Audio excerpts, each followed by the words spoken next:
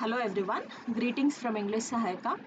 In today's class, we are going to learn about usage of adjectives to describe things in English. ಇಂಗ್ಲಿಷ್ನಲ್ಲಿ ವಿಷಯಗಳನ್ನು ವಿವರಿಸಲು ವಿಶೇಷಣ ಪದಗಳ ಬಳಕೆಯ ಬಗ್ಗೆ ಇವತ್ತಿನ ಕ್ಲಾಸಲ್ಲಿ ಕಲಿಯೋಣ. ಸೊ ಇಂಗ್ಲಿಷ್ನಲ್ಲಿ ವಿಷಯಗಳನ್ನು ವಿವರಿಸಲು ಕೆಲವು ಮೂಲ ವಿಶೇಷಣ ಪದಗಳನ್ನು ಇವಾಗ ಕಲಿಯೋಣ. ಓಕೆ, ಸೊ ಡಿಸ್ಕ್ರೈಬಿಂಗ್ ಥಿಂಗ್ಸ್ ಅಂದರೆ ವಿಷಯಗಳನ್ನು ವಿವರಿಸುವುದು. ಓಕೆ, ಸೊ ನಾವು ಬಿಗ್ ಅಂತ ಹೇಳ್ತೀವಿ. ಬಿಗ್ ಇದು ಒಂದು ಅಡ್ಜೆಕ್ಟಿವ್, ಒಂದು ವಿಶೇಷಣ ಪದ ಅಂತ ಹೇಳ್ಬೋದು. ಬಿಗ್ ಅಂದರೆ ದೊಡ್ಡ. ಹಾಗೆಯೇ ಸ್ಮಾಲ್ ಸಣ್ಣ, ಕಲರ್ಫುಲ್ ವರ್ಣರಂಜಿತ, ಪ್ಲೇನ್ ಸರಳ, ಬ್ರೈಟ್ ಪ್ರಕಾಶಮಾನ, ಡಾರ್ಕ್ ಕತ್ತಲೆ, ಹೆವಿ ಭಾರ, ಲೈಟ್ ಬೆಳಕು, ಸಾಫ್ಟ್ ಮೃದು, ಹಾರ್ಡ್ ಕಷ್ಟ, ಲಾರ್ಜ್ ದೊಡ್ಡದು, ಟೈನಿ ಚಿಕ್ಕದು, ಸರ್ಕಲ್ ಸುತ್ತಿನ, ಸ್ಕ್ವೇರ್ ಇದು ಸ್ಕ್ವೇರ್ ಅಂದರೆ ಎಲ್ಲ ಸೈಡ್ಸ್ ಈಕ್ವಲ್ ಇರುತ್ತಲ್ಲ ಅದಕ್ಕೆ ಸ್ಕ್ವೇರ್ ಅಂತ ಹೇಳ್ತೀವಿ, ಅಂದರೆ ಚದರ.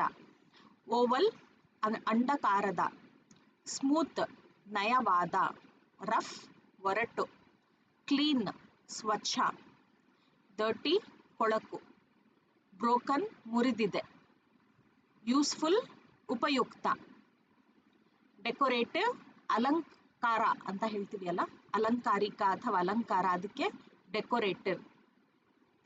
ನಿಯರ್ ಬೈ ಹತ್ತಿರದ, ಫಾರ್ ದೂರ, ಹಾಟ್ ಬಿಸಿ, ಕೋಲ್ಡ್ ಶೀತ, ವಾರ್ಮ್ ಬೆಚ್ಚಗೆ, ಕೂಲ್ ತಂಪಾದ, ಸ್ವೀಟ್ ಅಂದರೆ ಸಿಹಿ, ಸಾರ್ ಹುಳಿ, ಸಾಲ್ಟಿ ಉಪ್ಪು, ಉಪ್ಪು ಜಾಸ್ತಿ ಮಾತ್ರದಲ್ಲಿರುತ್ತೆ ಅಲ್ಲ ಅದಕ್ಕೆ ಸಾಲ್ಟಿ ಅಂತ ಹೇಳ್ತೀವಿ.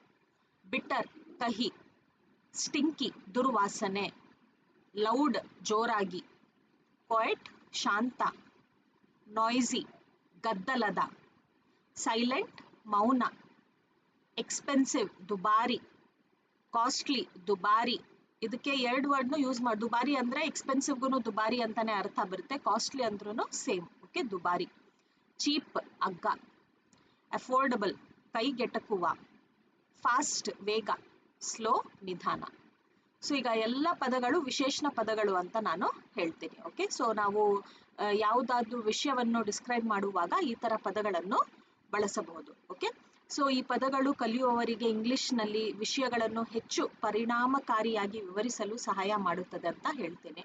ನಿಮ್ಮ ಶಬ್ದಕೋಶ ಮತ್ತು ಭಾಷಾ ಕೌಶಲ್ಯಗಳನ್ನು ಹೆಚ್ಚಿಸಲು ಅವುಗಳನ್ನು ವಾಕ್ಯಗಳಲ್ಲಿ ಬಳಸುವುದನ್ನು ಅಭ್ಯಾಸ ಮಾಡಬೇಕು ನೀವು.